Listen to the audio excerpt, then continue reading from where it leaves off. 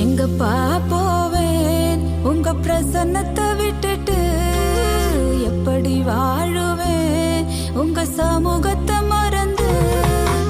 எங்கப்பா போ